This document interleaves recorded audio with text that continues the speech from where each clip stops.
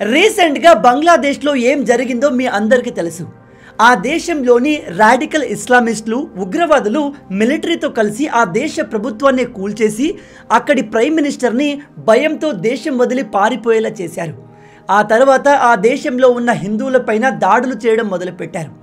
ఆ దేశానికి కొత్తగా ఎన్నికైన తాత్కాలిక ప్రైమ్ మినిస్టర్ మొహమ్మద్ యూనస్ అయితే మన ఇండియాకు అగెన్స్ట్గా స్టేట్మెంట్లు ఇవ్వడం మొదలుపెట్టాడు. అండ్ రీసెంట్గా ఈ బంగ్లాదేశ్ పాకిస్తాన్ నుంచి ఆయుధాలు కొనడం మొదలుపెట్టింది. మెల్లమెల్లగా ఈ బంగ్లాదేశ్ కంప్లీట్ యాంటీ ఇండియాగా మరో పాకిస్తాన్ లాగా మారుతుంది. పాకిస్తాన్కి మనకి మధ్య యుద్ధాలు జరిగాయి. అండ్ ఎప్పటి నుంచో ఈ రెండు దేశాల మధ్య టెరిటోరియల్ గొడవలు జరుగుతున్నాయి. కాబట్టి పాకిస్తాన్ వాళ్ళు మన ఇండియాను హేట్ చేయడంలో ఒక అర్థం ఉంది. కానీ ఈ బంగ్లాదేశ్ వాళ్ళు మన ఇండియన్స్ని పాకిస్తాన్ వాళ్ళు హేట్ చేసినట్టుగానే చేస్తారు. అలా ఎందుకు అనేది వాళ్ళకు కూడా తెలియదు.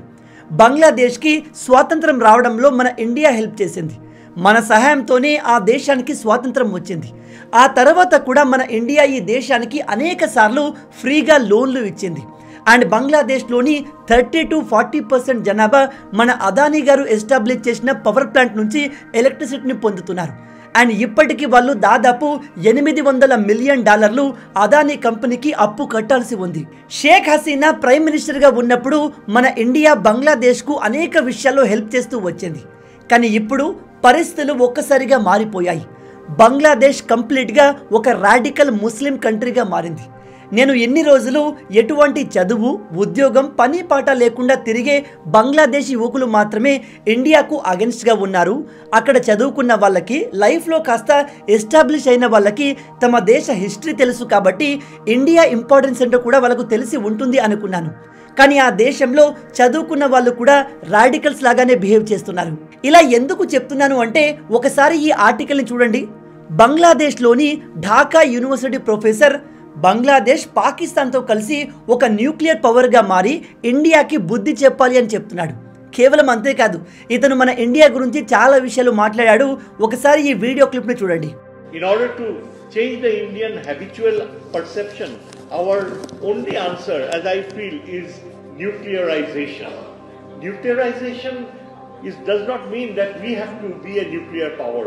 Nuclearization, I mean that we have to develop a nuclear treaty with our former adversary Pakistan. Pakistan is the most reliable, trustworthy security ally of Bangladesh. This is exactly what the Indians want us not to believe. This is exactly what Awami League wants us not to believe. But this is exactly what, Pakistanis, their herds burn out. They may not ask formally for forgiveness, but they don't want to see us become an Indian vassal. They will do anything, I can assure you, they will do anything to protect us from the Indians. విన్నారు కదా, ఇతను ఇచ్చిన స్టేట్మెంట్లు complete స్టూపిడ్గా ఉన్నాయి. ఒక college professor స్థాయిలో ఉన్న వ్యక్తి ఇంత స్టూపిడ్గా మాట్లాడడం నాకు ఆశ్చర్యంగా అనిపించింది. ప్రొఫెసర్లు ఇలా ఉంటే అక్కడి స్టూడెంట్స్ ఎలా ఉన్నారు, సాధారణ ప్రజలు ఎలా ఉన్నారు అనే డౌట్ వచ్చింది. ఇతను ఇక్కడ చెప్పేది ఏమిటంటే మన బంగ్లాదేశ్ న్యూక్లియర్ పవర్ నేషన్గా మారాలి అని. బంగ్లాదేశ్ న్యూక్లియర్ పవర్గా మారడంలో మనకు ఎటువంటి ఇష్యూ లేదు. ఏ దేశమైనా మేము స్ట్రాంగ్ అవ్వాలి అనుకుంటుంది, అందులో తప్పు లేదు. కానీ ఇతను చెప్పేది ఏమిటంటే ఇండియాకి బుద్ధి చెప్పాలంటే మనం పాకిస్తాన్తో చేతులు కలిపి న్యూక్లియర్ పవర్గా మారాలి అని. ఇక్కడ మన ఇండియాకి బుద్ధి చెప్పాల్సిన అవసరం ఏముంది? ఇండియా ఎప్పుడు కూడా బంగ్లాదేశ్కి చెడు చేయాలి అనుకోలేదు. ఇండియా ఎప్పుడు కూడా బంగ్లాదేశ్ని టార్గెట్ చేయలేదు. ఈ బంగ్లాదేశ్ వాళ్ళే మన ఇండియాను, ఇండియాలోని హిందువులను హేట్ చేస్తారు. అలా ఎందుకు అనేది ఎవరికి తెలియదు. బహుశా వాళ్ళు ప్రాక్టీస్ చేస్తున్న మతం కారణంగా కావచ్చు. మీలో తెలియని వారికి చెప్తున్నాను, బంగ్లాదేశ్ ఒక ఇండిపెండెంట్ కంట్రీ కాకముందు ఇది పాకిస్తాన్లో ఒక భాగంగా ఉండేది. పాకిస్తానీ ప్రజలు అండ్ పాకిస్తానీ ఆర్మీ ఈ బంగ్లాదేశ్ ప్రజల్ని అత్యంత దారుణంగా ట్రీట్ చేసేవారు. అండ్ ఈ పాకిస్తానీ ఆర్మీ వేల మంది బంగ్లాదేశీలను కారణం లేకుండా కాల్చి చంపింది. ఆ సమయంలో ఈ పాకిస్తానీ ఆర్మీ ఆగడాలు తట్టుకోలేక బంగ్లాదేశ్లోని కొంతమంది లీడర్లు మన ఇండియా సహాయం కోరి పాకిస్తాన్ నుంచి వాళ్ళు స్వాతంత్రాన్ని పొందారు. అంటే లిటరల్లీ మన సహాయంతోనే బంగ్లాదేశ్ వాళ్ళు ఇన్ని రోజులు పాకిస్తాన్ లాగా మారకుండా కాస్త డెవలప్ అయి మంచి రోజుల్ని ఎంజాయ్ చేశారు. కానీ ఏం చేస్తాం, కుక్కతోక వంకర అన్నట్టు ఆ దేశంలోని రాడికల్స్ ఆర్మీతో కలిసి ప్రభుత్వాన్ని పడగొట్టి పాకిస్తాన్తో చేతులు కలుపుతున్నారు.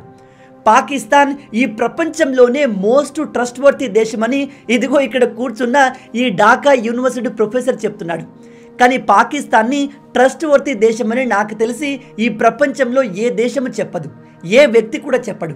ఎందుకంటే అసలైన ముస్లింలుగా చెప్పబడే అరబ్స్, మిడిల్ ఈస్ట్ దేశాలే ఈ పాకిస్తాన్ని హేట్ చేస్తాయి. రీసెంట్గా మీలో చాలా మంది ఈ న్యూస్ని వినే ఉంటారు. అరబ్ దేశాల్లో అడుక్కు తింటున్న చాలా మంది బెగ్గర్స్ పాకిస్తాన్ నుంచి వచ్చిన వాళ్ళే. అంటే అరబ్ దేశాల్లో ఉన్న బెగ్గర్స్లో 90% బెగ్గర్స్ పాకిస్తానీ వాళ్ళు. షాకింగ్ విషయం ఏమిటంటే పాకిస్తానీ ప్రభుత్వమే వీళ్ళను అక్కడికి పంపిస్తుంది. ఈ అరబ్ దేశాలు పాకిస్తానీ ప్రజల్ని వాళ్ళ దేశంలోకి రాకూడదని వార్నింగ్స్ కూడా ఇస్తున్నాయి.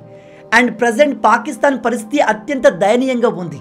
ఆ దేశ ప్రైమ్ మినిస్టర్ ఏ దేశానికి వెళ్ళినా మాకు లోన్స్ కావాలని అడుక్కుంటాడు. అలాంటి పాకిస్తాన్తో ఈ బంగ్లాదేశ్ చేతులు కలపాలి, వాళ్ళతో కలిసి న్యూక్లియర్ పవర్గా మారాలి అని కలలు కంటుంది. పాకిస్తాన్ గురించి ఇంటర్నెట్లో కొద్దిగా బేసిక్ రీసెర్చ్ చేసినా ఆ దేశం ఎలాంటిది అనే విషయాలు చిన్న పిల్లలకు కూడా తెలిసిపోతుంది. కానీ ఢాకా యూనివర్సిటీ ప్రొఫెసర్కి ఈ విషయాలు తెలియకపోవడం, అతను పాకిస్తాన్ని నమ్మడం నిజంగా ఆశ్చర్యకరం. అండ్ తను చెప్పిన మాటలకి అక్కడున్న కొంతమంది క్లాప్స్ కూడా కొడుతున్నారు. ఇక వాళ్ళు ఎలా ఉంటారో ఒకసారి ఇమాజిన్ చేయండి. ఇప్పుడు మీలో కొంతమంది అనుకోవచ్చు, బంగ్లాదేశ్ ఎవరితో చేతులు కలిపితే మనకేంటి బ్రదర్, వాళ్ళు ఎలా నాశనం అయితే మనకేంటి అని. కానీ ఈ రెండు దేశాలు చేతులు కలిపితే మన భారత్కి ప్రమాదం. బంగ్లాదేశ్, పాకిస్తాన్ చేతులు కలిపితే మనకు నష్టం ఏమిటంటే ఈ పాకిస్తాన్ అండ్ బంగ్లాదేశ్ పీస్ఫుల్గా ఉండే దేశాలు కాదు. ప్రజెంట్ పాకిస్తాన్ దగ్గర న్యూక్లియర్ వెపన్స్ ఉన్నాయి. అఫ్ కోర్స్ అవి అమెరికా తయారు చేసినవి, అమెరికా కంట్రోల్లోనే ఉన్నాయనుకోండి. కానీ ఈ రెండు దేశాలు ఉగ్రవాదుల్ని ప్రొడ్యూస్ చేసేవి. ఉగ్రవాదం స్టార్ట్ అయ్యేదే ఈ దేశాల నుంచి, ఎస్పెషల్లీ పాకిస్తాన్ నుంచి. అండ్ వీళ్ళు ఎప్పుడూ ఇతర దేశాలపై ఏడుస్తూ వాళ్ళపైన దాడులు చేస్తూ ఉంటారు. ప్రపంచమంతా మా మతమే ఉండాలని కోరుకునేవి. అలాంటి ఈ దేశాలు ఈ న్యూక్లియర్ టెక్నాలజీని మంచి కోసమే యూజ్ చేస్తామంటే ఎవ్వరూ నమ్మరు. మన ఇండియా అస్సలు నమ్మదు. ప్రజెంట్ బంగ్లాదేశ్లో పరిస్థితులు వేగంగా మారుతున్నాయి. బంగ్లాదేశ్లో ఎక్కువగా బెంగాలీ లాంగ్వేజ్ మాట్లాడతారు. అండ్ అక్కడ ప్రజలు తమ భాష పట్ల చాలా ప్రౌడ్గా ఫీల్ అయ్యేవారు. కానీ ఇప్పుడు మెల్లమెల్లగా ఆ దేశంలోని రాడికల్ ఇస్లామిస్టులు ప్రజలపైన ఉర్దూని ఇంపోజ్ చేస్తున్నారు. రీసెంట్గా అయితే బంగ్లాదేశ్ జాతీయ గీతాన్ని మార్చేయాలి, బంగ్లాదేశ్ ఫ్లాగ్ని కూడా మార్చేయాలని అక్కడి జమాతే ఇస్లామీ గ్రూప్ డిమాండ్ చేయడం మొదలుపెట్టింది. అక్కడ హిందువుల పరిస్థితి ఎలా ఉందో మనం ప్రత్యేకంగా చెప్పనక్కర్లేదు. కాలేజ్, స్కూల్స్లో చదువుకునే స్టూడెంట్స్ హిందూ టీచర్లపైన దాడులు చేసి బలవంతంగా వాళ్ళ చేత రిజైన్ చేయిస్తున్నారు. ఒక దేశంలో స్టూడెంట్సే ఇంత నీచంగా ఉంటే ఆ దేశం ఎలా బాగుపడుతుంది? మెల్లమెల్లగా ఈ బంగ్లాదేశ్ మన ఇండియాకు ప్రాబ్లంగా మారబోతుంది. ఆల్రెడీ దాదాపు 2.5 కోట్ల మంది బంగ్లాదేశీలు ఇల్లీగల్గా మన ఇండియాలో వచ్చి ఉంటున్నారు. ఇంట్రెస్టింగ్ విషయం ఏమిటంటే ఈ బంగ్లాదేశీలకు మన ఇండియా అంటే ఇష్టం లేదు, మన ఇండియన్స్ అంటే హేట్. కానీ వీళ్ళు డబ్బులు మాత్రం ఇండియా ద్వారానే సంపాదించాలి అనుకుంటారు. ఇండియాకు వెళ్తే మంచి అవకాశాలు వస్తాయి, మంచి ఉద్యోగాలు వస్తాయని చెప్పి మన దేశంలోకి ఇల్లీగల్గా వచ్చి సెటిల్ అవుతున్నారు. అందుకే మోడీ గారు ఈ ఇల్లీగల్ బంగ్లాదేశ్ను ఆపేందుకు ఎన్ఆర్సీ, సిఏఏ లాంటి కొత్త చట్టాలను తెచ్చే ప్రయత్నం చేస్తున్నారు. కానీ ఏం లాభం? వాటిని మన దేశంలో ఉన్న ఈ అపోజిషన్ లీడర్లు తమ సొంత లాభం కోసం, వాళ్ళకు ఓట్లు వేసే ఓటు బ్యాంకు కోసం ఆపుతున్నారు.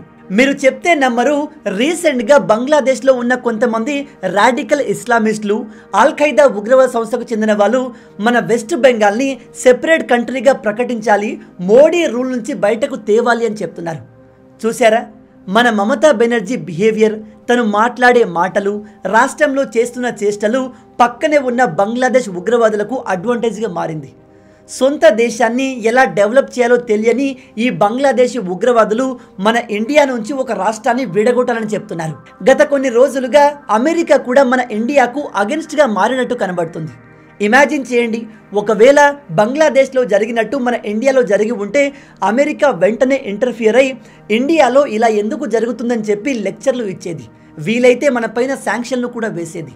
కానీ బంగ్లాదేశ్ మొత్తాన్ని రాడికల్ ఇస్లామిస్టులు, ఉగ్రవాదులు తమ కంట్రోల్లోకి తెచ్చుకున్న అమెరికా నోరు మూసుకొని కూర్చుంది. పైగా అమెరికా బంగ్లాదేశ్కి దాదాపు $202 మిలియన్ సహాయాన్ని ప్రకటించింది. ఇప్పుడు మీలో కొంతమందికి అమెరికా ఇలా ఎందుకు చేస్తుంది అనే డౌట్ రావచ్చు. అలా ఎందుకు అంటే అమెరికా చైనాను కౌంటర్ చేయడానికి ఇండియా బంగ్లాదేశ్ మధ్య ఒక మిలిటరీ బేస్ని ఏర్పాటు చేయాలని చూస్తుంది.